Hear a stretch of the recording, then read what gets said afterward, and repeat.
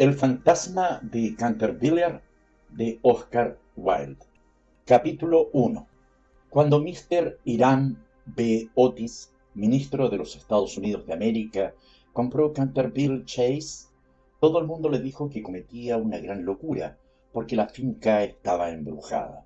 Hasta el mismo Lord Canterville, como hombre de la más escrupulosa honradez, se creyó en el deber de participárselo a Mr. Otis, cuando llegaron a discutir las condiciones. Nosotros mismos, dijo Lord Canterville, nos hemos resistido en absoluto a vivir en este sitio desde la época en que mi tía abuela, la duquesa de Bolton, tuvo un ataque de nervios, del que nunca se repuso por completo, motivado por el espanto que experimentó al sentir que las manos de un esqueleto se posaban sobre sus hombros, estando vistiéndose para cenar. Me creo en el deber de decirle, Mr. Otis, que el fantasma ha sido visto por varios miembros de mi familia, que viven actualmente, así como por el rector de la parroquia, el reverendo Augusto Dampier, agregado del King's College de Oxford. Después del trágico accidente ocurrido a la duquesa, ninguna de las doncellas quiso quedarse en casa, y Lady Canterville no pudo ya conciliar el sueño a causa de los ruidos misteriosos que llegaban del corredor y de la biblioteca. Milord, respondió el ministro, también me quedaré con los muebles y el fantasma bajo inventario. Llego de un país moderno en el que podemos tener todo cuanto el dinero es capaz de proporcionar, y esos mozos nuestros, jóvenes y turbulentos que recorren el viejo continente escandalizándolo, que se llevan los mejores actores de ustedes y sus mejores primadonas, estoy seguro de que si queda todavía un verdadero fantasma en Europa, vendrán a buscarlo enseguida para colocarle en uno de nuestros museos públicos o para pasearle por los caminos como un fenómeno. El fantasma existe, me lo temo, dijo Lord Canterville, sonriendo, aunque quizás se resista a las ofertas de sus intrépidos empresarios. Hace más de 3 siglos que se le conoce, data con precisión de 1574 y nunca deja de mostrarse cuando está a punto de ocurrir alguna defunción en la familia. Bah, los médicos de cabecera hacen lo mismo, Lord Canterville. Amigo mío, un fantasma no puede existir y no creo que las leyes de la naturaleza admitan excepciones en favor de la aristocracia inglesa. Realmente, dijo Lord Canterville, que no acababa de comprender la última observación de Mr. Otis, ustedes son muy sencillos en América. Ahora bien, si le gusta a usted tener un fantasma en casa, mejor que mejor. Acuérdese únicamente que yo le previne. Algunas semanas después se cerró el trato y a fines de la estación el ministro y su familia emprendieron el viaje hacia Canterville Chase. La señora Otis, que con el nombre de Miss Lucrecia R. Tappan de la calle West 53, había sido una célebre beldad de Nueva York. Era todavía una mujer muy bella, de edad regular, con unos ojos hermosos y un perfil magnífico. Muchas damas americanas, cuando abandonan su país natal, adoptan aires de persona atacada de una enfermedad crónica y se figuran que eso es uno de los sellos de distinción europea. Pero la señora Otis no cayó nunca en ese error. Tenía una naturaleza espléndida y una abundancia extraordinaria de vitalidad. A decir verdad, era completamente inglesa en muchos aspectos y era un ejemplo excelente para sostener la tesis de que lo que tenemos todo en común con América hoy día, excepto la lengua, como es de suponer. Su hijo mayor, bautizado con el nombre de Washington por sus padres, en un momento de patriotismo que él no cesaba de lamentar, era un muchacho rubio, de bastante buena figura, que había logrado que se le considerase candidato a la diplomacia, dirigiendo el grupo alemán en los festivales del casino de Newport durante 3 temporadas seguidas, y ahora en Londres pasaba por ser un bailarín excepcional. Sus únicas debilidades eran las gardenias y la nobleza. Aparte de eso, era perfectamente sensato. Miss Virginia E. Otis era una muchachita de 15 años, esbelta y graciosa como un cervatillo, con mirada francamente encantadora en sus grandes ojos azules. Amazona maravillosa, sobre su pony, derrotó una vez en carreras al viejo Lord Bilton, dando 2 veces la vuelta al parque, ganándole por caballo y medio, precisamente frente a la estatua de Aquiles, lo cual provocó un entusiasmo tan grande en el joven duque de Cheshire que le propuso matrimonio allí mismo, y sus tutores tuvieron que mandarle aquella misma noche a Eton, bañado en lágrimas. Después de Virginia venían 2 gemelos, a quienes llamaban estrellas y rayas porque se les encontraba siempre juntos. Eran unos niños encantadores y con el ministro los únicos verdaderos republicanos de la familia. Como Canterville Chase está a 7 millas de Ascot, la estación más próxima, Mr. Otis telegrafió que fueron a buscarle en coche descubierto y emprendieron la marcha en medio de la mayor alegría. Era una noche encantadora de julio y el aire estaba impregnado por el aroma de los pinos.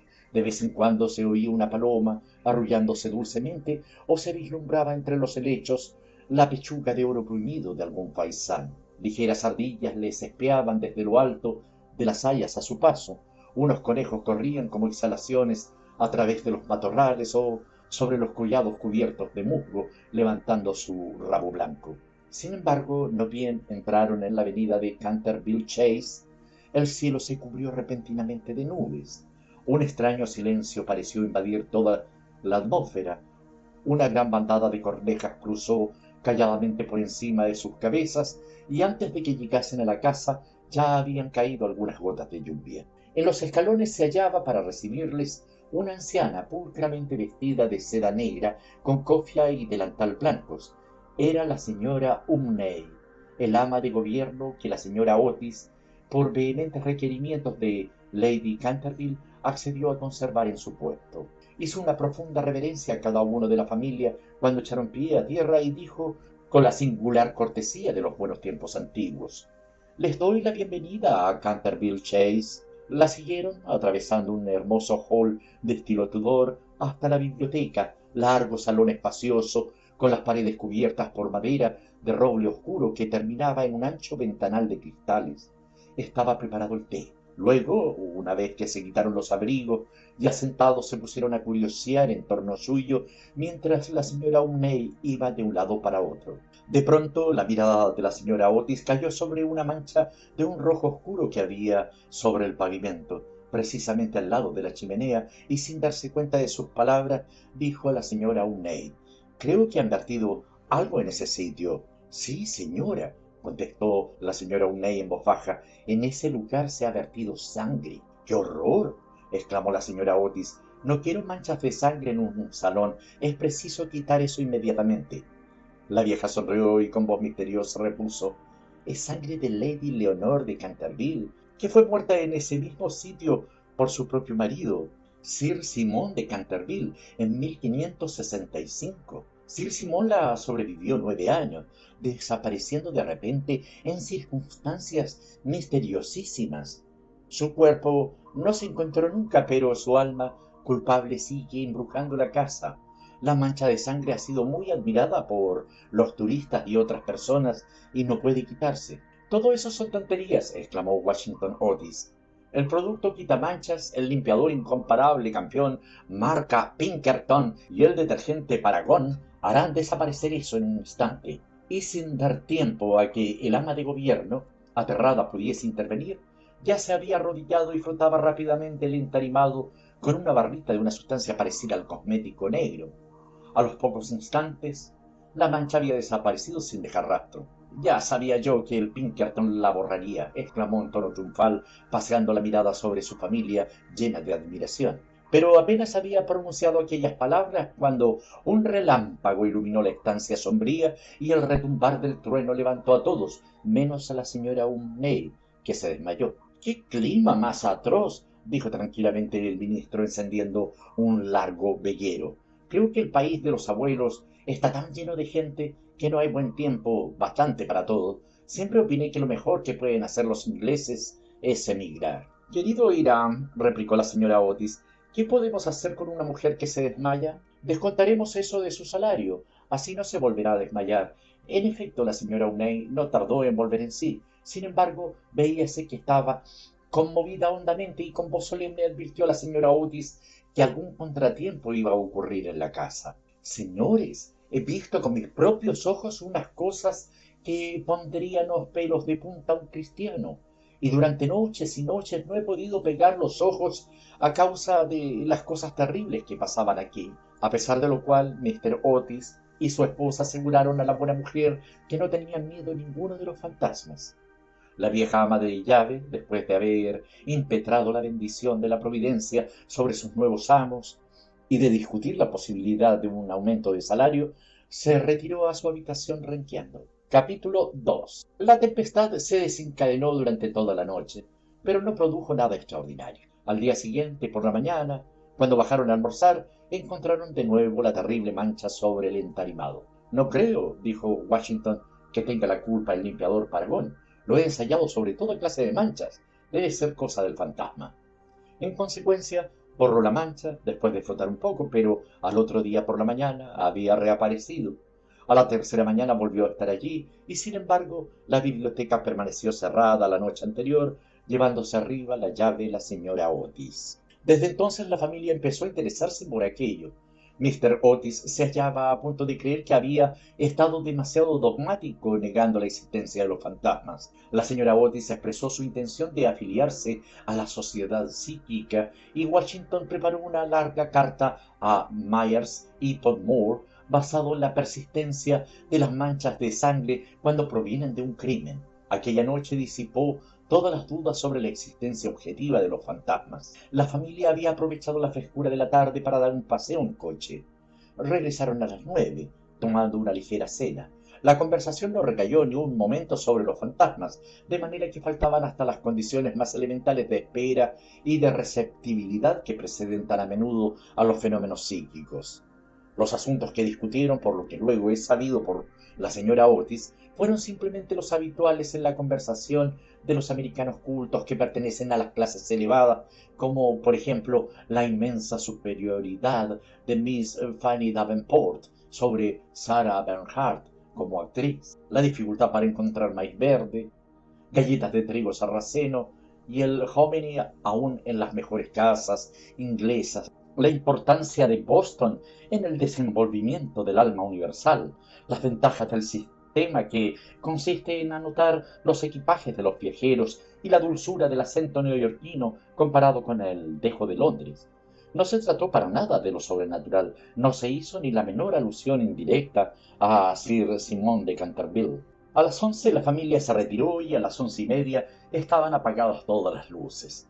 Poco después, Mr. Otis se despertó con un ruido singular en el corredor, fuera de su habitación. Parecía un ruido de hierros viejos y se acercaba cada vez más. Se levantó en el acto, encendió una luz y miró la hora. Era la 1 en punto. Mr. Otis estaba perfectamente tranquilo. Se tomó el pulso y no lo encontró nada alterado.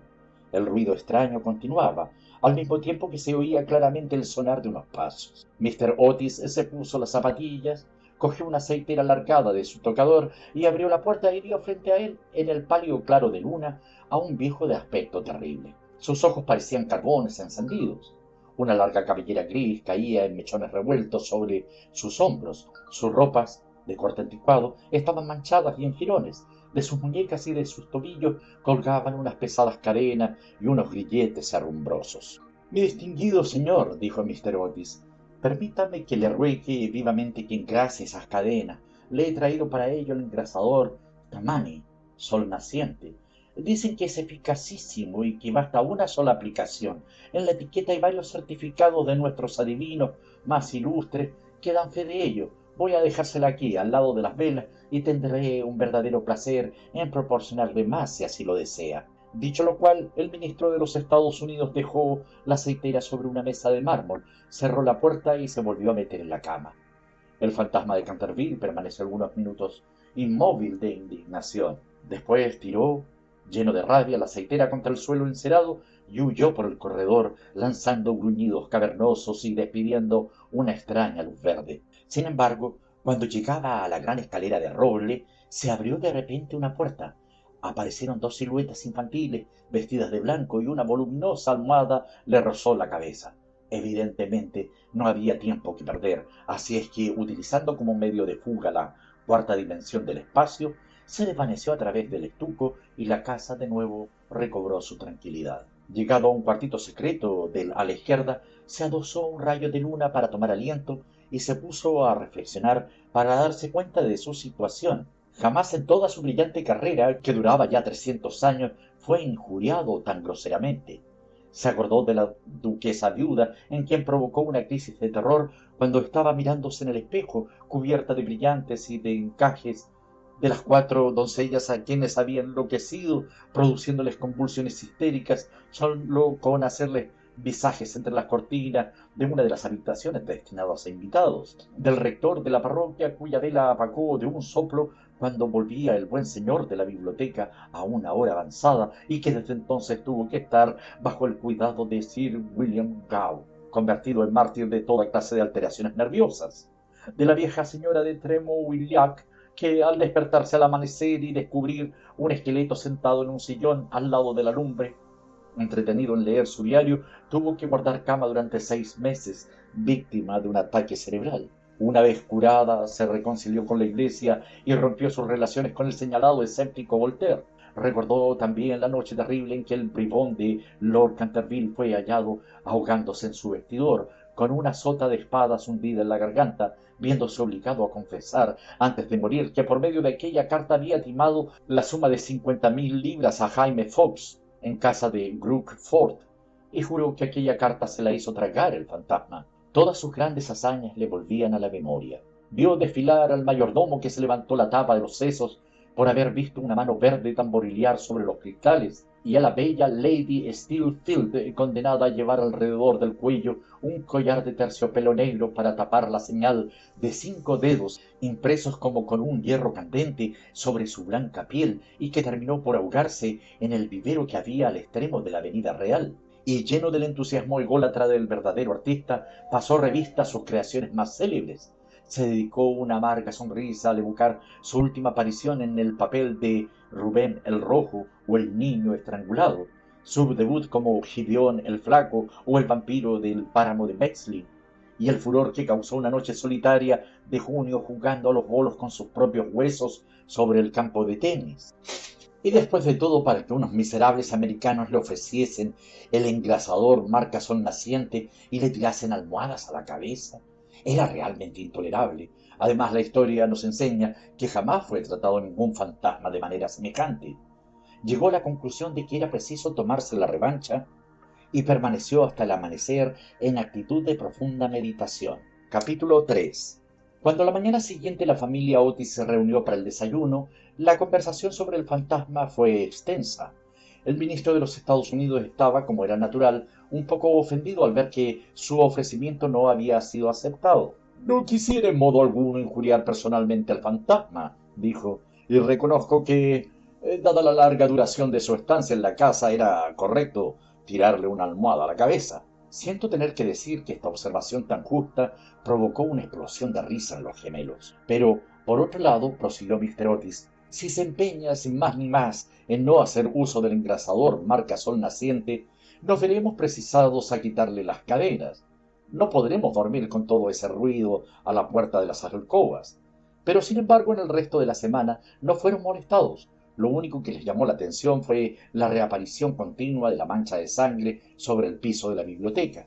Era realmente muy extraño, ya que la señora Otis cerraba la puerta con llave por la noche y las ventanas permanecían con las rejas cerradas. Los cambios de color que sufría la mancha, comparables a los de un camaleón, produjeron también frecuentes comentarios en la familia.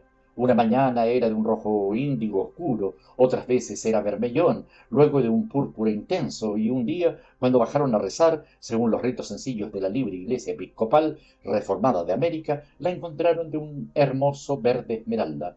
Como es natural, estos cambios caleidoscópicos divirtieron grandemente a la reunión, y hacíanse éstas todas las noches con entera tranquilidad. La única persona que no tomó parte en la broma fue la joven Virginia, por razones ignoradas. Sentíase siempre impresionada ante la mancha de sangre y estuvo a punto de llorar la mañana que apareció Verde Esmeralda. La segunda aparición del fantasma fue un domingo por la noche.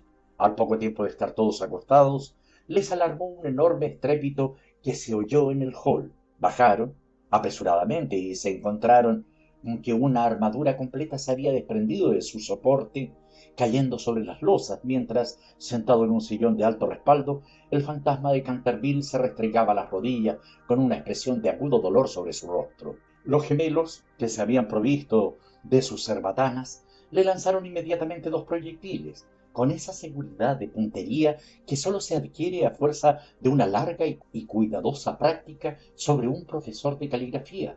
Mientras tanto, el ministro de los Estados Unidos mantenía al fantasma bajo la amenaza de su revólver y, conforme a la etiqueta californiana, le intimaba levantar los brazos. El fantasma se alzó bruscamente, lanzando un grito de furor salvaje, y pasó en medio de ellos como una nube, apagando de paso la vela de Washington Otis y dejándoles a todos en la mayor oscuridad. Cuando llegó a lo alto de la escalera, una vez dueño de sí, se decidió a lanzar su célebre repique de carcajadas satánicas. Contaba la gente que aquello hizo encanecer en una sola noche el peluquín de Lord Raker, y que 3 sucesivas amas de llaves francesas dejaron su empleo antes de terminar el primer mes. Por consiguiente, lanzó su carcajada más horrible, despertando paulatinamente los ecos en las antiguas bóvedas, pero al extinguirse, se abrió una puerta y apareció, vestida de azul claro, la señora Otis. «Me temo», dijo la dama, «que esté usted indispuesto, y aquí le traigo un frasco de la tintura del doctor Doppel. Si se trata de una indigestión, podría comprobar que este es un remedio excelente». El fantasma la miró con ojos llameantes de furor y se creyó en el deber de metamorfosearse en un gran perro negro. Era un truco que le había dado una reputación merecidísima, y al cual atribuía el médico de la familia la idiotez incurable del tío de Lord Canterville, el honorable Thomas Horton. Pero un ruido de pasos que se acercaba le hizo vacilar en su cruel determinación, y se contentó con volverse un poco fosforescente. Enseguida se desvaneció, después de lanzar un gemido sepulcral, porque los gemelos iban a darle alcance. Una vez en su habitación sintióse destrozado, presa de la agitación más violenta. La ordinariez de los gemelos, el grosero materialismo de la señora Otis, todo aquello resultaba realmente vejatorio, pero lo que más le humillaba era no tener ya fuerzas para llevar una armadura. Contaba con hacer impresión aún en unos americanos modernos, hacerles estremecer a la vista de un espectro acorazado, sino ya por motivos razonables, al menos por deferencia hacia su poeta nacional Longfellow, cuyas poesías, delicadas y atrayentes, le habían ayudado con frecuencia a matar el tiempo mientras los Canterville estaban en Londres. Además, era su propia armadura.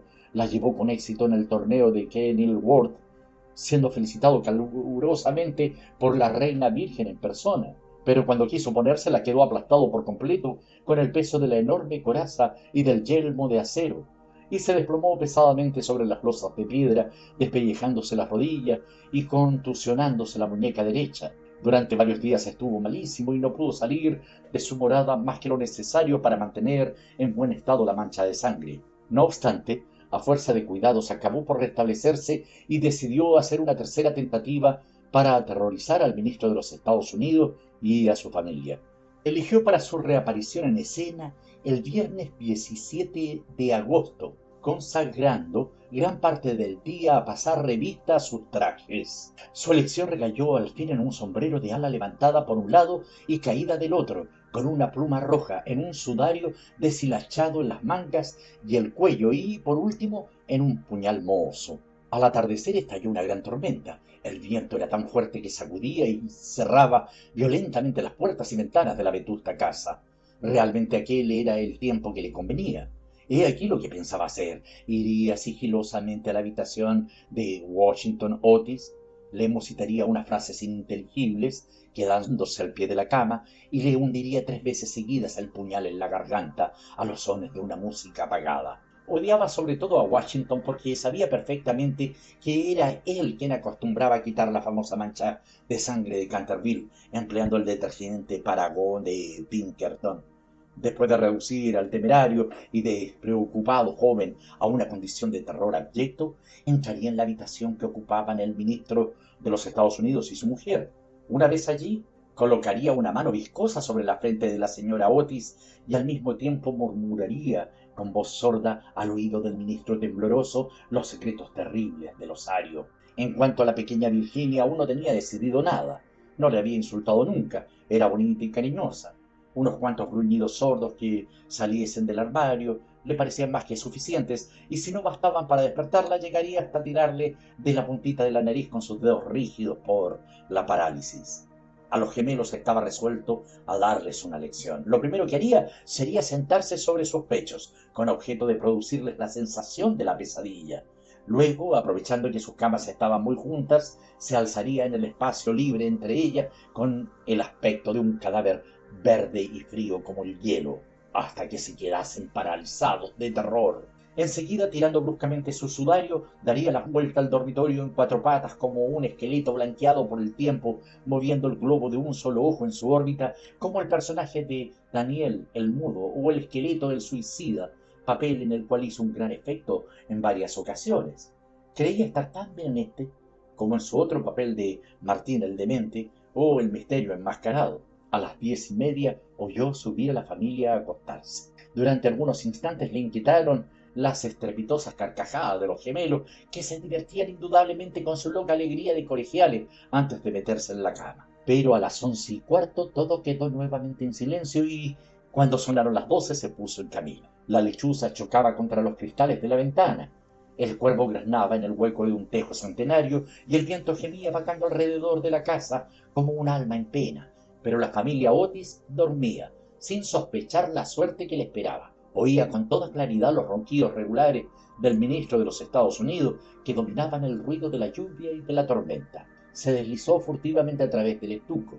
Una sonrisa perversa se dibujaba sobre su boca cruel y arrugada, y la luna escondió su rostro tras una nube cuando pasó delante de la gran ventana ojival, sobre la que estaban representadas en azul y oro sus propias armas y las de su esposa asesinada. Seguía andando siempre, deslizándose como una sombra funesta que hacía que hasta las tinieblas le maldijesen a su paso. Hubo un momento en que le pareció oír que alguien le llamaba. Se detuvo, pero era tan solo un perro que ladraba en la granja roja. Prosiguió su marcha, mascullando extraños juramentos del siglo XVI y blandiendo de vez en cuando el puñal enmohecido en el aire de medianoche. Por fin llegó a la esquina del pasillo que conducía a la habitación del infortunado Washington. Allí hizo una breve parada. El viento agitaba en torno de su cabeza sus largos mechones grises y ceñía en pliegues grotescos y fantásticos el horror indecible del fúnebre sudario. Sonó entonces el cuarto en el reloj. Comprendió que había llegado el momento. Con una risa maligna dio la vuelta al ángulo del corredor, pero apenas lo hizo, retrocedió lanzando un gemido lastimero de terror y escondiendo su cara lívida entre sus largas manos huesudas. Frente a él había un horrible espectro, inmóvil como una estatua, monstruoso como la pesadilla de un demente. Tenía la cabeza pelada y reluciente, faz redonda, carnosa y blanca. Una risa horrorosa parecía retorcer sus rasgos en una mueca eterna. Por los ojos frotaba a oleadas una luz escarlata, la boca asemejaba un ancho pozo de fuego y una vestidura horrible como la de él, como la del mismo Simón, envolvía con su nieve silenciosa aquella forma gigantesca. Sobre el pecho llevaba colgado un cartel con una inscripción en extraños caracteres antiguos. Quizá era un rótulo infamante donde estaban escritos delitos espantosos, una terrible lista de crímenes. Tenía por último en su mano derecha una cimitarra de acero resplandeciente. Como no había visto nunca fantasmas hasta aquel día, sintió un pánico terrible y después de lanzar rápidamente una segunda mirada sobre el espantoso fantasma, regresó a su habitación enredándose los pies en el sudario que le envolvía. Cruzó la galería corriendo y acabó por dejar caer el puñal enmohecido en las botas de montar del ministro, donde lo encontró el mayordomo al día siguiente. Una vez refugiado en su retiro, se desplomó sobre un reducido catre de tijera, tapándose la cabeza con las sábanas. Pero al cabo de un momento el valor indomable de los antiguos Canterville se despertó en él y tomó la resolución de hablar al otro fantasma en cuanto amaneciese. Por consiguiente, no bien el alma plateó las colinas con su luz, volvió al sitio en que había visto por primera vez al horroroso fantasma. Pensaba que, después de todo, dos fantasmas valían más que uno solo, y que con ayuda de su nuevo amigo podría contender victoriosamente con los gemelos. Pero cuando llegó al sitio fue para encontrarse en presencia de un espectáculo terrible. Algo le sucedía indudablemente al espectro, porque la luz había desaparecido por completo de sus órbitas. La cimitarra centelleante deslizándose de su mano estaba recostada sobre la pared en una actitud forzada e incómoda. Simón se precipitó hacia adelante y le cogió en sus brazos, Pero ¿cuál no sería su terror viendo desprenderse la cabeza y rodar por el suelo mientras el cuerpo tomaba la posición supina y notó que abrazaba una cortina blanca de algodón grueso y que yacían a sus pies una escoba, un machete de cocina y una calabaza vacía? Sin poder comprender aquella curiosa transformación, cogió con mano febril el cartel, leyendo a la claridad grisácea de la mañana estas palabras terribles: «He aquí el fantasma Otis, el único espíritu auténtico y verdadero. Cuidado con las imitaciones. Todos los demás están falsificados». Y la entera verdad se le apareció como un relámpago. Había sido burlado, chasqueado, engañado. La expresión característica de los Canterville reapareció en sus ojos. Apretó las encías destentadas y, levantando por encima de su cabeza sus manos amarillas, juró, según la fraseología pintoresca de la antigua escuela, que cuando el gallo tocase por 2 veces el cuerno de su alegre llamada, se perpetrarían crímenes sangrientos y que el asesinato, de callado paso, saldría entonces de su retiro. No había terminado de formular este juramento terrible, creando de una alquería lejana, de tejado de ladrillo rojo, salió el canto de un gallo. Lanzó una larga risotada, lenta y amarga, y esperó 1 hora y después otra, pero por alguna razón misteriosa no volvió a cantar el gallo. Por fin, a eso de las 7:30, la llegada de las criadas le obligó a abandonar su terrible guardia y regresó a su morada, con altivo paso, pensando en su vana esperanza y proyecto fracasado. Una vez allí consultó varios libros de caballería, cuya lectura le interesaba extraordinariamente, y pudo comprobar que el gallo cantó siempre 2 veces en cuantas ocasiones se tuvo que recurrir a aquel juramento. «Que el diablo se lleve a ese infame volátil», murmuró.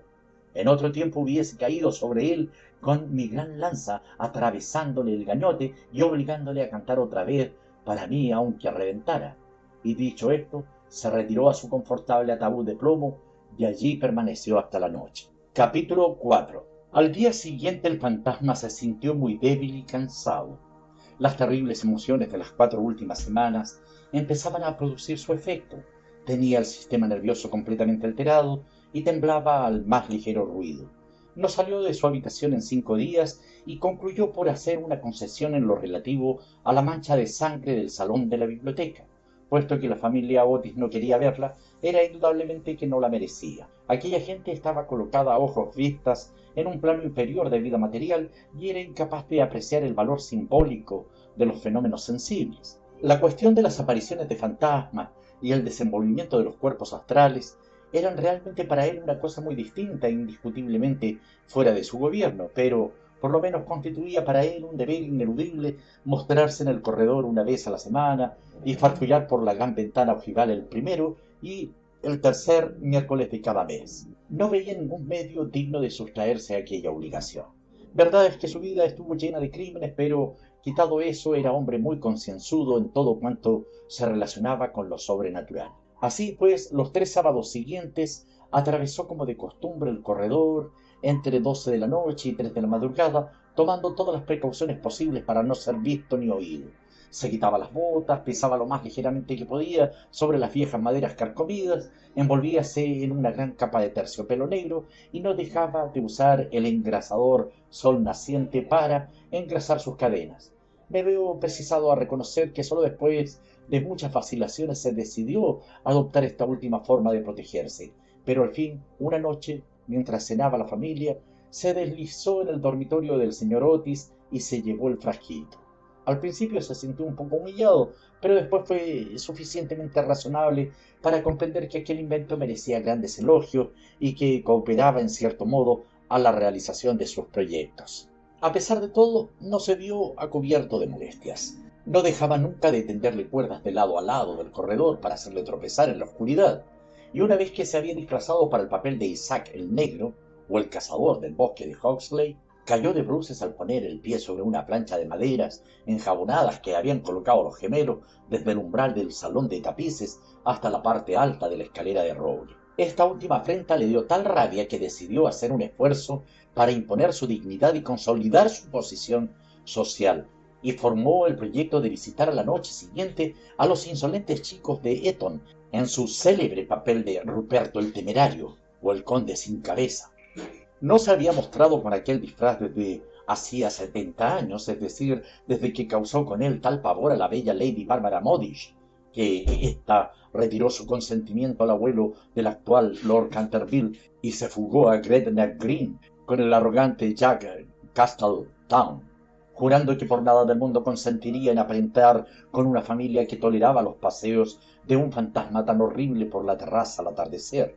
El pobre Jack fue al poco tiempo muerto en duelo con arma de fuego por Lord Canterville en terrenos de Wandsworth, y Lady Barbara murió de pena en Tunbridge Wells antes de terminar el año. Así es que fue un gran éxito en todos sentidos. Sin embargo, fue, permitiéndome emplear un término teatral para aplicarle a uno de los mayores misterios del mundo sobrenatural, o en lenguaje más científico, del mundo superior a la naturaleza, una creación de las más difíciles, y necesitó sus 3 buenas horas para terminar los preparativos. Por fin todo estuvo listo, y él, contentísimo de su disfraz. Las grandes botas de montar que hacían juego con el traje eran, eso sí, un poco holgadas para él, y no pudo encontrar más que una de las 2 pistolas de arzón, pero en general quedó satisfechísimo, y a la 1:15 pasó a través del estuco y bajó al corredor. Cuando estuvo cerca de la habitación ocupada por los gemelos, y a la que se llamaba el dormitorio azul por el color de sus cortinajes, se encontró con la puerta entreabierta. A fin de hacer una entrada efectista, la abrió de par en par con violencia, pero se le vino encima una jarra de agua que le empapó hasta los huesos, no dándole en el hombro por unos milímetros. Al mismo tiempo oyó unas risas sofocadas que partían de la doble cama con dosel.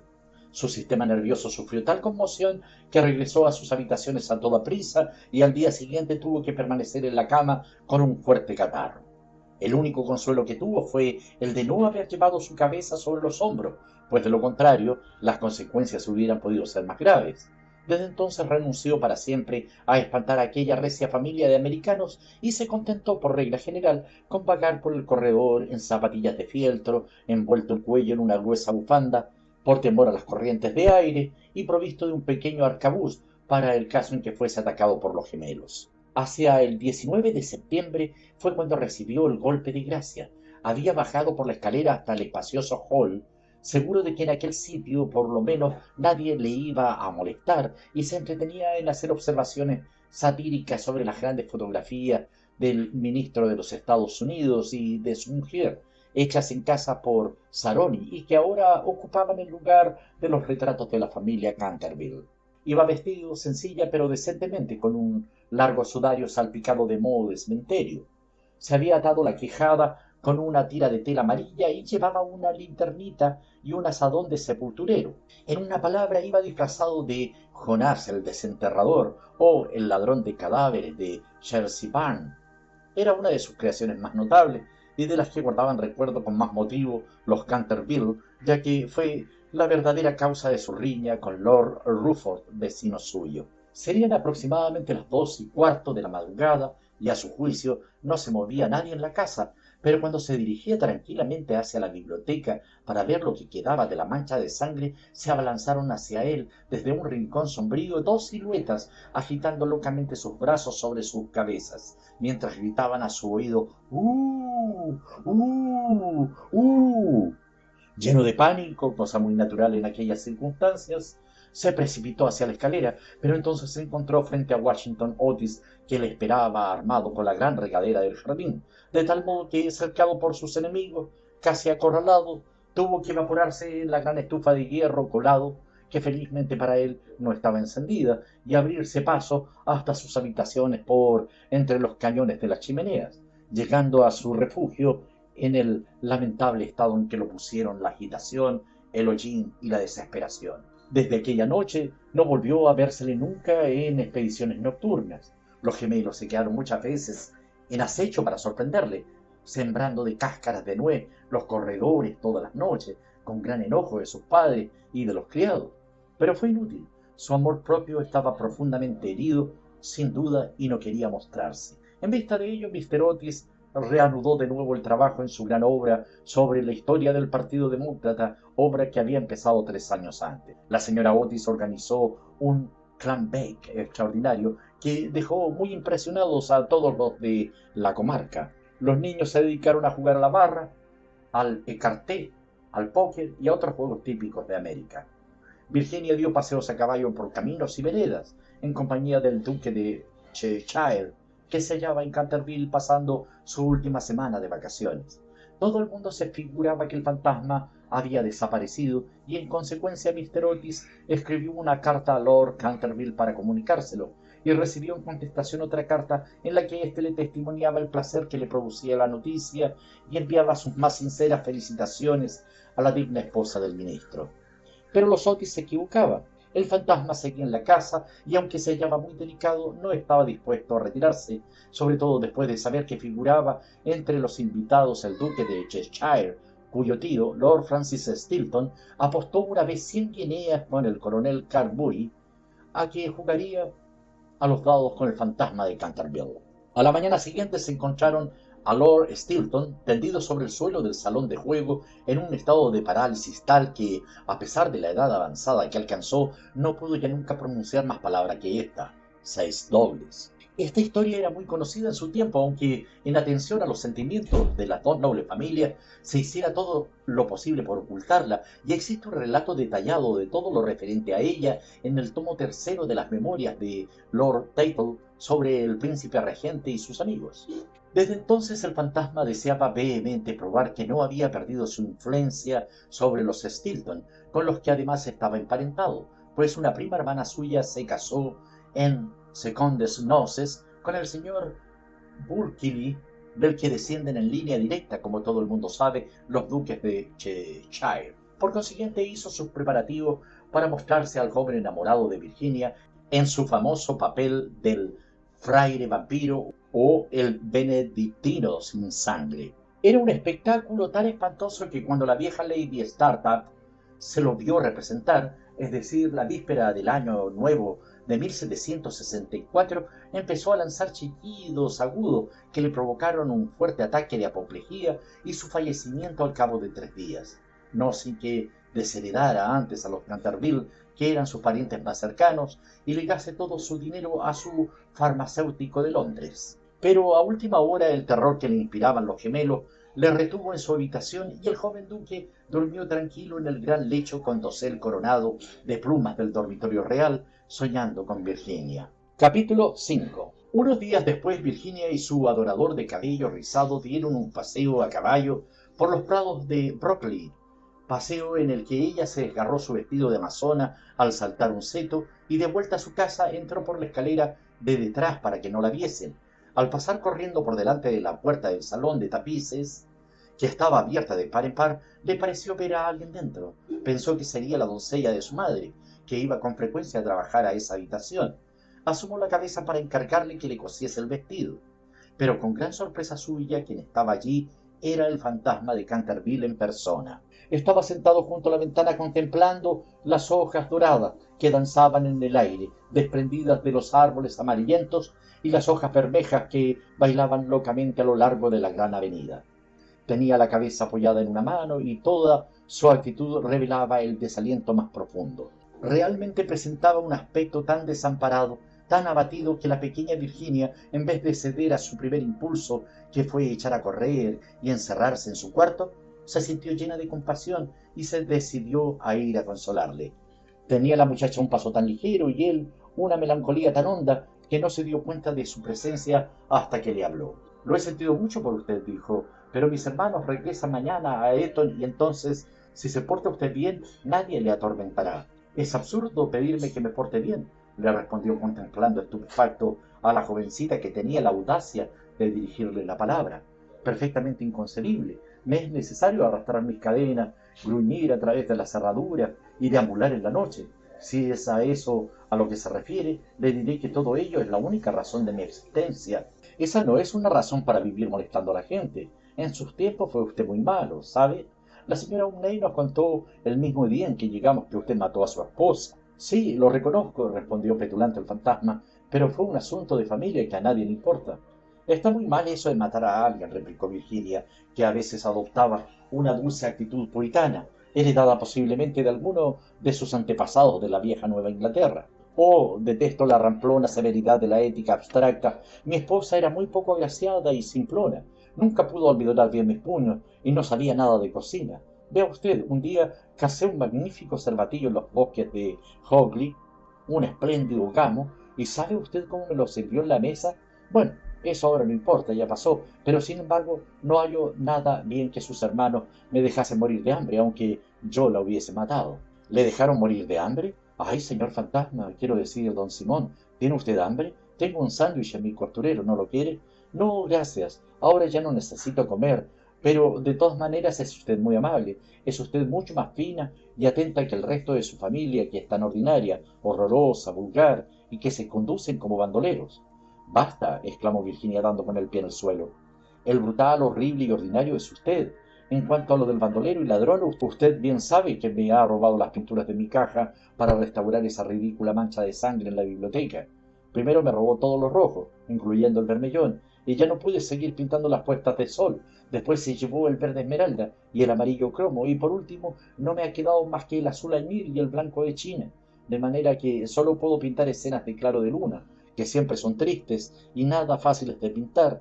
Nunca lo acusé, aunque ello me hacía sentir furiosa, y todo resultaba grotesco porque ¿quién ha oído decir que exista la sangre de color verde esmeralda? Bueno, en verdad, dijo el fantasma con cierta dulzura, ¿qué iba yo a hacer?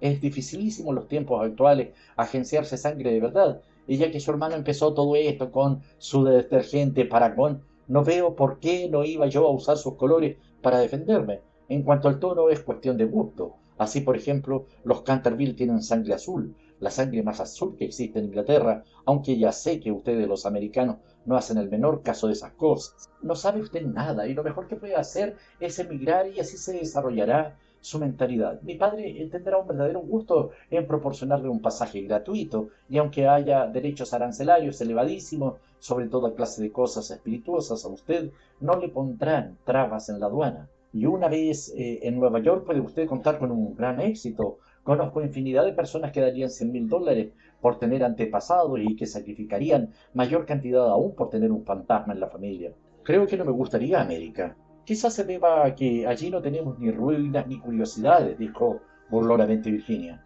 ¿Qué curiosidades ni qué ruinas? Contestó el fantasma. Tienen ustedes su marina y sus modales. Buenas noches. Voy a pedir a papá que conceda a los gemelos una semana más de vacaciones. No se vaya, Miss Virginia, se lo suplico, exclamó el fantasma. Estoy tan solo y soy tan desgraciado que no sé qué hacer. Quisiera irme a dormir y no puedo. Es inconcebible, no tiene usted más que meterse en la cama y apagar la vela. Algunas veces es dificilísimo permanecer despierto, sobre todo en una iglesia, pero en cambio dormir es muy sencillo. Hasta los niños saben dormir admirablemente y no son nada ilustrados. Hace 300 años que no duermo, dijo el anciano tristemente, haciendo que Virginia viese mucho sus hermosos ojos azules llenos de asombro. Hace ya 300 años que no duermo y me siento tan cansado. Virginia adoptó un grave continente y sus finos labios temblaron como pétalos de rosa. Se acercó y arrodillándose al lado del fantasma, contempló su viejo rostro marchito. Pobre, pobre fantasma, murmuró. ¿Y no hay ningún lugar donde pueda usted dormir?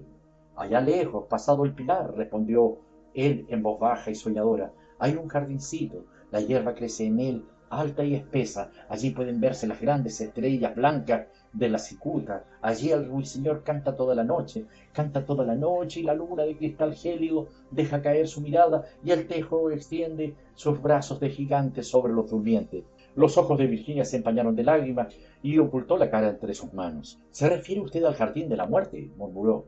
Sí, de la muerte. La muerte debe ser hermosa. Descansar en la blanda tierra oscura mientras las hierbas se balancean encima de nuestra cabeza y escuchar el silencio, no tener ni ayer ni mañana, olvidarse del tiempo y los males de la vida, quedar en paz. Usted puede ayudarme, usted puede abrirme el portal de la morada de la muerte, porque el amor le acompaña a usted siempre y el amor es más fuerte que la muerte. Virginia tembló. Un estremecimiento helado recorrió todo su ser y durante unos instantes hubo un gran silencio. Parecíale vivir en un sueño terrible. Entonces el fantasma habló de nuevo con una voz que resonaba como los suspiros del viento. ¿Ha leído usted alguna vez la antigua profecía que hay sobre las vidrieras de la biblioteca? Oh, muchas veces, exclamó la muchacha, levantando los ojos. La conozco muy bien. Está pintada con unas curiosas letras negras y se lee con dificultad. No tiene más que estos 6 versos. Cuando una joven rubia logre hacer brotar una oración de los labios del pecador, cuando el almendro estéril dé frutos y un pequeño deje correr su llanto, entonces toda la casa quedará tranquila y volverá la paz a Canterville. Pero no sé lo que significan. Significan que tiene usted que llorar conmigo mis pecados, porque no tengo lágrimas, y que tiene usted que rezar conmigo por mi alma, porque no tengo fe. Y entonces, si ha sido usted siempre dulce, buena y cariñosa, el ángel de la muerte se compadecerá de mí. Verá usted seres terribles en las tinieblas, y voces malignas susurrarán en sus oídos, pero no podrán hacerle ningún daño, porque contra la pureza de una niña no pueden nada las potencias infernales. Virginia no contestó, y el fantasma retorcióse las manos en la violencia de su desesperación, sin dejar de mirar la rubia cabeza inclinada. De pronto se irguió la joven, muy pálida, con un fulgor extraño en los ojos. No tengo miedo, dijo con voz firme, y rogaré al ángel que se apiade de usted. El fantasma, levantándose de su asiento y lanzando un débil grito de alegría, tomó su mano e inclinándose sobre ella con la gracia de los viejos tiempos, la besó. Sus dedos estaban fríos como el hielo y sus labios abrasaban como el fuego, pero Virginia no flaqueó. Después la hizo atravesar la estancia sombría. Sobre el tapiz de un verde apagado estaban bordados unos pequeños cazadores. Soplaban en sus cuernos adornados con borlas y con sus lindas manos le hacían señas de que retrocediese. Vuelve sobre tus pasos, Virginia, no sigas, vete, vete, gritaban. Pero el fantasma le apretaba en aquel momento la mano con más fuerza y ella cerró los ojos para no verlos. Horribles alimañas de colas de lagarto y de ojos saltones hacían guiños maliciosos en las esquinas de la chimenea mientras le decían en voz baja: «Ten cuidado, Virginia, ten cuidado, podríamos no volver a verte». Pero el fantasma apresuró entonces el paso y Virginia no oyó nada. Cuando llegaron al extremo de la estancia, el viejo se detuvo, murmurando unas palabras que ella no pudo comprender. Volvió Virginia a abrir los ojos y vio disiparse el muro lentamente como una neblina y abrirse una negra caverna. Un áspero y helado viento les azotó, sintiendo la muchacha que alguien tiraba de su vestido. «¡Deprisa, deprisa!», gritó el fantasma, «o será demasiado tarde». Y en el mismo momento el muro se cerró de nuevo detrás de ellos y el salón de tapices quedó desierto. Capítulo 6. 10 minutos después sonó la campana para el té y Virginia no bajó. La señora Otis envió a uno de los criados a buscarla. No tardó en volver diciendo que no había podido encontrar a Miss Virginia por ninguna parte. Como la muchacha tenía la costumbre de ir todas las tardes al jardín a coger flores para la cena, la señora Otis no se preocupó en lo más mínimo. Pero sonaron las 6 y Virginia no aparecía. Entonces su madre se sintió seriamente intranquila y envió a sus hijos en su busca, mientras ella y su marido recorrían todas las habitaciones de la casa. A las 6:30 volvieron los muchachos diciendo que no habían encontrado huellas de su hermana por parte alguna. Entonces se inquietaron todos extraordinariamente y nadie sabía qué hacer cuando Mr. Otis recordó de repente que pocos días antes había permitido acampar en el parque a una tribu de gitanos. Así pues, salió inmediatamente para Blackfellow Hollow, acompañado de su hijo mayor y de 2 criados de la granja. El joven duque de Cheshire, completamente loco de ansiedad, rogó con insistencia a Mr. Otis que le dejase acompañarle, mas éste se negó temiendo que pudiese surgir algún conflicto. Pero cuando llegó al sitio en cuestión, vio que los gitanos se habían marchado y era evidente que su partida había sido precipitada, pues el fuego ardía aún y quedaban platos sobre la hierba. Después de mandar a Washington y a los 2 hombres a registrar los alrededores, se apresuraron a regresar y envió telegramas a todos los inspectores de policía del condado, rogándoles buscasen a una joven raptada por unos vagabundos o gitanos. Luego hizo que le trajeran su caballo y después de insistir para que su mujer y sus 3 hijos se sentaran a la mesa, partió con un caballerango por el camino de Ascot. Había recorrido 2 millas cuando oyó un galope a su espalda. Se volvió, viendo al joven duque que llegaba en su pony con la cara sofocada y la cabeza descubierta. «Lo siento muchísimo», le dijo el joven con voz entrecortada, «pero me es imposible comer mientras Virginia no aparezca. Se lo ruego, no se enfade conmigo. Si no hubiera permitido casarnos el año pasado, no habría ocurrido esto nunca. No me rechaza usted, ¿verdad? No puedo ni quiero irme». El ministro no pudo menos de dirigir una sonrisa a aquel mozo guapo y atolondrado, conmovidísimo ante la abnegación que mostraba por Virginia, e inclinándose sobre su caballo, le golpeó el hombro cariñosamente y le dijo: «Pues bien, Cecil, ya que insistes en venir, no me queda más remedio que admitirte en mi compañía. Pero, eso sí, tengo que comprarte un sombrero en Ascot. Al diablo los sombreros, lo que quiero es encontrar a Virginia, exclamó el duque riendo. Y acto seguido galoparon hasta la estación. Una vez allí, Mr. Otis preguntó al jefe si no habían visto en el andén a una joven cuyas señas correspondiesen con las de Virginia, pero no averiguó nada sobre ella, no obstante lo cual el jefe de la estación expidió telegramas a las estaciones del trayecto, ascendentes y descendentes, y le prometió ejercer una vigilancia minuciosa.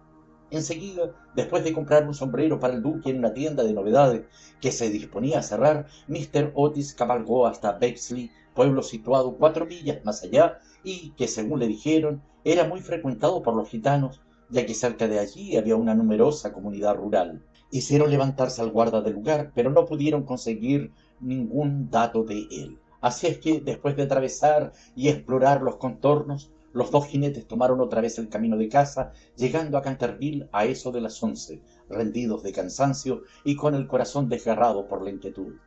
Se encontraron allí con Washington y los gemelos, esperándoles a la puerta con linternas, porque la avenida estaba muy oscura. No se había descubierto la menor señal de Virginia. Los gitanos fueron alcanzados en el prado de Brockley, pero no estaba la joven entre ellos. Explicaron la prisa de su marcha diciendo que habían equivocado el día que debía celebrarse la feria de Chorlton y que el temor de llegar demasiado tarde les obligó a darse prisa. Además parecieron desconsolados por la desaparición de Virginia, pues estaban agradecidísimos a Mr. Otis por haberles permitido acampar en su parque. 4 de ellos se quedaron detrás para tomar parte en las pesquisas. Se hizo vaciar el estanque de las carpas, registraron la finca en todos sentidos, pero no consiguieron nada. Era evidente que Virginia estaba perdida, al menos por aquella noche, y fue con un aire de profundo abatimiento como entraron en casa Mr. Otis y los jóvenes, seguidos del caballerango que llevaba de las bridas los 2 caballos y al pony. En el vestíbulo se encontraron con el grupo de los criados, llenos de terror. La pobre señora Otis estaba acostada sobre un sofá de la biblioteca, casi loca de terror y de ansiedad, y su vieja ama de gobierno le humedecía la frente con agua de colonia. Enseguida Mr. Otis instó a su esposa para que comiese algo y dio órdenes para que se sirviese la cena. Fue una comida triste, pues casi nadie hablaba y hasta los gemelos se veían espantados y sumisos, pues querían entrañablemente a su hermana. Cuando terminaron, Mr. Otis, a pesar de los ruegos del joven duque, mandó que todo el mundo se fuese a la cama diciendo que ya no podía hacerse nada más aquella noche y que al día siguiente telegrafiaría a Scotland Yard para que pusieran inmediatamente varios detectives a su disposición. Pero en el preciso momento en que salían del comedor, sonaron las 12 en el reloj de la torre. Apenas acababan de extinguirse las vibraciones de la última campanada cuando oyóse un crujido acompañado de un grito penetrante. Un trueno estentorio bamboleó la casa. Una mediodía ultraterrena flotó en el aire. Un lienzo de pared se desprendió bruscamente en lo alto de la escalera y sobre el rellano, muy pálida, casi blanca, apareció Virginia llevando en la mano un cofrecillo. Inmediatamente todos la rodearon. La señora Otis la estrechó apasionadamente entre sus brazos. El duque casi la ahogó con sus besos apasionados y los gemelos ejecutaron una danza de guerra salvaje alrededor del grupo. «Por Dios, hija, ¿dónde estabas?», dijo Mr. Otis bastante enfadado, creyendo que les había querido dar una broma pesada. «Cecil y yo hemos recorrido toda la comarca en busca tuya y tu madre ha estado a punto de morirse de espanto. No vuelvas a dar bromas de ese género a nadie. Menos al fantasma», gritaron los gemelos continuando sus brincos. «Hija mía querida, gracias a Dios que te hemos encontrado. Ya no nos volveremos a separar», murmuraba la señora Otis, besando a la muchacha, toda trémula, y acariciando sus cabellos de oro, que se veían despeinados. «Papá», dijo dulcemente Virginia, «estaba con el fantasma. Ha muerto ya. Es preciso que vayáis a verle. Fue muy malo, pero se ha arrepentido sinceramente de todo lo que había hecho y antes de morir me ha dado esta caja de joyas». Toda la familia la contempló muda y asombrada, pero ella tenía un aire muy circunspecto y muy serio. Enseguida, dando media vuelta, les precedió a través del hueco de la pared y bajaron por un corredor secreto y angosto. Washington le seguía llevando una vela encendida que cogió de la mesa. Por fin llegaron a una gran puerta de roble con clavos recios y oxidados. Virginia la tocó y entonces la puerta giró sobre sus goznes enormes y se hallaron en una habitación estrecha y con bajo techo abovedado y que tenía una ventanita enredada. Junto a una gran argolla de hierro empotrada en el muro, a la cual estaba encadenado, se veía un esqueleto, extendido cuán largo era sobre las losas. Parecía estirar sus dedos descarnados, como intentando llegar a un plato y a un cántaro de forma antigua, colocados de tal forma que no pudiese alcanzarlos. El cántaro había estado lleno de agua, indudablemente, pues tenía su interior tapizado de moho verde. Sobre el plato no quedaba más que polvo. Virginia, arrodillada junto al esqueleto y uniendo sus finas manos, comenzó a rezar en silencio, mientras la familia contemplaba con asombro la horrible tragedia, cuyo secreto se les acababa de revelar. «Oigan», exclamó de pronto uno de los gemelos, que había ido a mirar por la ventanita, queriendo adivinar hacia qué lado del edificio caía aquella habitación. «Oigan, el antiguo almendro, que estaba seco, ha florecido. Se ven admirablemente las flores a la luz de la luna». «Dios le ha perdonado», dijo gravemente Virginia, levantándose, y un magnífico resplandor parecía iluminar su rostro. «Eres un ángel», exclamó el joven duque, rodeándole el cuello con el brazo y besándola. Capítulo 7. 4 días después de estos curiosos sucesos, a eso de las 11 de la noche, salía un fúnebre cortejo de Canterville House. La carroza iba arrastrada por 8 caballos negros, cada uno de los cuales llevaba adornada la cabeza con un gran penacho de plumas de avestruz que se inclinaban como saludando. La caja de plomo iba cubierta con un rico paño púrpura sobre el cual estaban bordadas en oro las armas de los Canterville. A cada lado del carro y de los coches marchaban los criados llevando antorchas encendidas. Toda aquella comitiva tenía un aspecto grandioso e imponente. Lord Canterville presidía el duelo. Había venido del país de Gales expresamente para asistir al entierro y ocupaba el primer coche con la pequeña Virginia. Después iban el ministro de los Estados Unidos y su esposa, y detrás Washington y los 2 muchachos. En el último coche iba la señora Umney. Todo el mundo convino en que después de haber sido atemorizada por el fantasma por espacio de más de 50 años, tenía realmente derecho a verle desaparecer para siempre. Cavaron una profunda fosa en un rincón del cementerio, precisamente bajo el tejo centenario, y dijo las últimas oraciones del modo más solemne el reverendo Augusto Dampierre.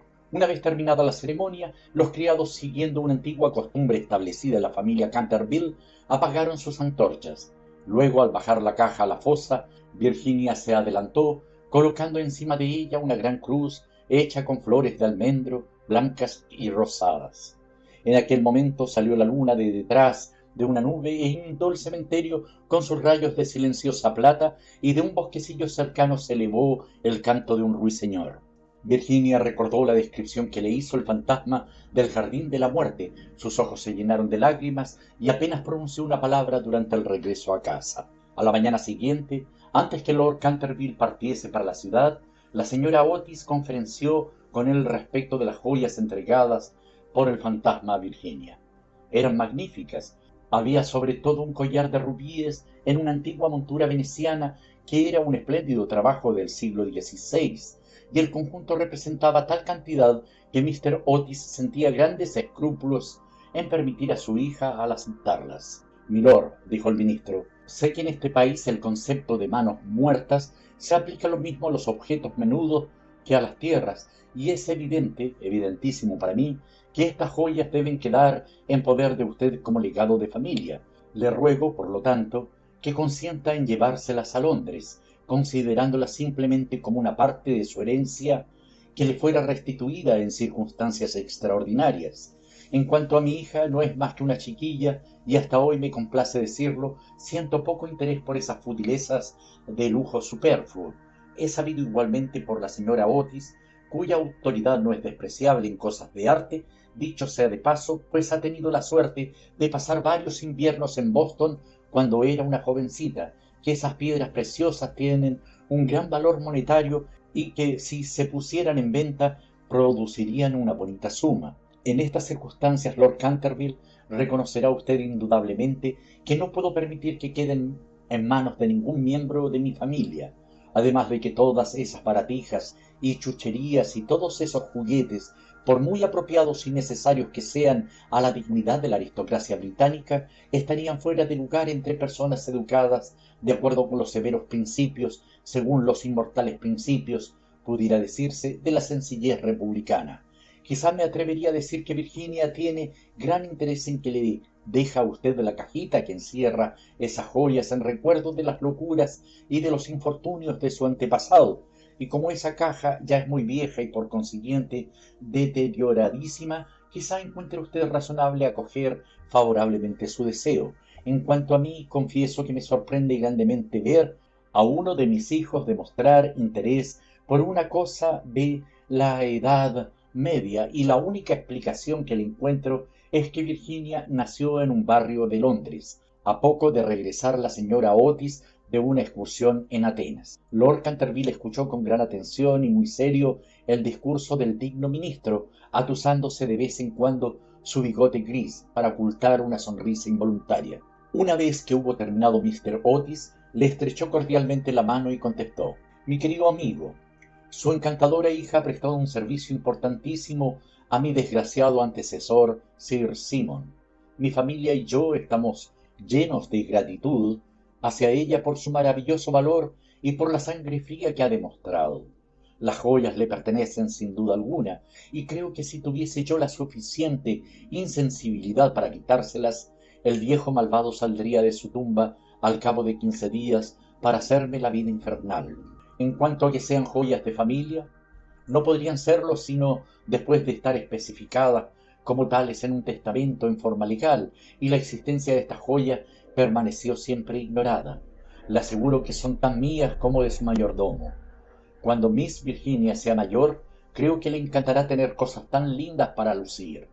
Además, Mr. Otis, olvida usted que adquirió el inmueble y el fantasma bajo inventario, de modo que todo lo que pertenece al fantasma le pertenece a usted, a pesar de las pruebas de actividad que ha dado Sir Simon por el corredor. No por eso deja de estar menos muerto desde el punto de vista legal, y su compra le hace a usted dueño de lo que le pertenecía a él». Mr. Otis se quedó muy preocupado ante la negativa de Lord Canterville y le rogó que reflexionara nuevamente su decisión, pero el excelente par se mantuvo firme y terminó por convencer al ministro de que aceptase el regalo del fantasma. Cuando en la primavera de 1890 la duquesa de Cheshire fue presentada por primera vez en la recepción de la reina con motivo de su casamiento, sus joyas fueron tema de general comentario y admiración, porque Virginia fue agraciada con la diadema que se otorga como recompensa a todas las americanitas de buena conducta, y se casó con su novio en cuanto éste llegó a la mayoría de edad. Eran ambos tan simpáticos y agradables, y además se amaban de tal manera que no hubo quien no estuviese encantado con aquel matrimonio, menos la anciana marquesa de Dumbleton, que había hecho todo lo posible por pescar al joven duque y casarle con alguna de sus 7 hijas. Para conseguirlo no dio menos de 3 comidas costosísimas, y cosa extraña de notarse, Mr. Otis en cierto modo la había ayudado.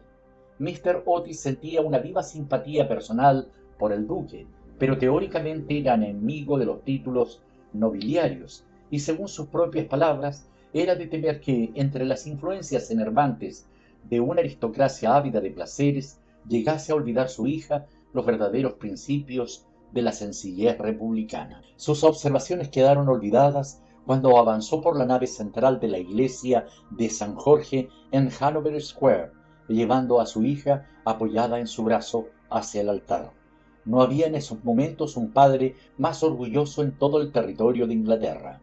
El duque y la duquesa, pasada ya la luna de miel, regresaron a Canterville Chase, y al día siguiente de su llegada, por la tarde, fueron a dar una vuelta por el cementerio solitario del atrio de la iglesia próxima al Pinar. Al principio se había tenido una serie de dificultades acerca de la inscripción que debería figurar en la lápida de Sir Simon, pero al fin se decidió grabar solo las iniciales del nombre de aquel caballero y los versos que estaban escritos sobre la ventana de la biblioteca. La duquesa trajo consigo un ramo de rosas precioso y lo dejó sobre la tumba, y después de permanecer unos momentos de pie, caminaron dirigiéndose hacia el claustro en ruinas de la vieja abadía. La duquesa se sentó sobre el caído pilar de una columna, mientras que su esposo, descansando a sus pies, fumaba un cigarrillo contemplando a su esposa y mirando sus bellos ojos. De pronto tiró el cigarro, le tomó la mano y le dijo: Virginia, una buena esposa nunca debe tener secretos para su esposo. Querido Cecil, yo no tengo secretos para ti. Sí que los tienes, contestó él sonriendo. Nunca me has contado lo que te pasó mientras estuviste encerrada con el fantasma. Nunca se lo he contado a nadie, Cecil, dijo Virginia con una actitud reposada y seria. Ya lo sé, pero a mí podrías decírmelo. Por favor, no me preguntes, Cecil, no puedo decírtelo. Pobre Sir Simon, le debo mucho. Sí, no te rías, Cecil, de veras, mucho le debo. Me hizo ver lo que era la vida y lo que significa la muerte y por qué el amor es más fuerte que ambas. El duque se levantó inclinándose para besar amorosamente a su esposa. Puedes guardarte tu secreto mientras puedas ser. Yo, el dueño de tu corazón, murmuró. Ese siempre ha sido tuyo, Cecil, y algún día se lo contarás a nuestros hijos, ¿no es verdad? Virginia se sonrojó.